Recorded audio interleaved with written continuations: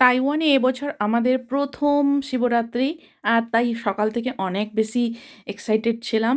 এই মন্দিরে ১ম আমরা এসেছি। এই মন্দিরটার নাম হলো সবকা টেম্পল। মন্দিরটাতে আরও অনেক ঠাকুর রয়েছে। গণেশ ঠাকুর আছে, শিব ঠাকুর আছে, দুর্গা ঠাকুর আছে, রাম সীতার মূর্তি রয়েছে। যে কেউ যখন খুশি এই মন্দিরে এসে পুজো দিতে পারে।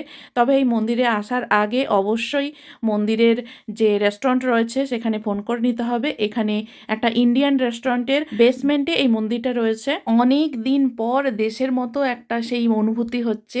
দেশের সমস্ত মানুষজন একসাথে মিলে আমরা পুজো করছি, শিব আরাধনা করছি, শিবের আরতি করছি, শিবের গান গাইছি। একদিকে বক্সে শিবের গান বাজছে আর সবাই মিলে সেই গানটাই মুখে গাইছে। সবাই যে যার প্লেটে করে ৫ রকমের ফল, তার সঙ্গে কেউ মিষ্টি এনেছে, আর সাথে যে আমাদের পঞ্চদ্রব্য দিয়ে আমরা পুজো দেব, গঙ্গাজল, ঘি, মধু, দুধ, দই, চিনি, এই সমস্ত কিছু আমরা বাড়ি থেকে সব নিয়ে চলে এসেছি। অনেকে প্যাকেট নিয়ে এসছে, প্যাকেট থেকে একটু একটু করে দিয়ে পুজো করছে। আমরা একসাথে সব মিশিয়ে এনেছি, নিয়ে একটা প্লেটে সব সাজিয়ে নিয়েছি, দিয়ে ঠাকুরের সামনে আরতি করে তারপরে আমরা এর মাথায় আমরা সমস্ত কিছু অর্পণ করেছি, প্রণাম করলাম। মন্দিরের যিনি ওনার রয়েছেন, ওনারই রেস্টুরেন্ট, তো ওনার রেস্টুরেন্টের পক্ষ থেকে আমাদের সমস্ত ভক্তদের জন্য চায়ের ব্যবস্থা করা হয়েছিল।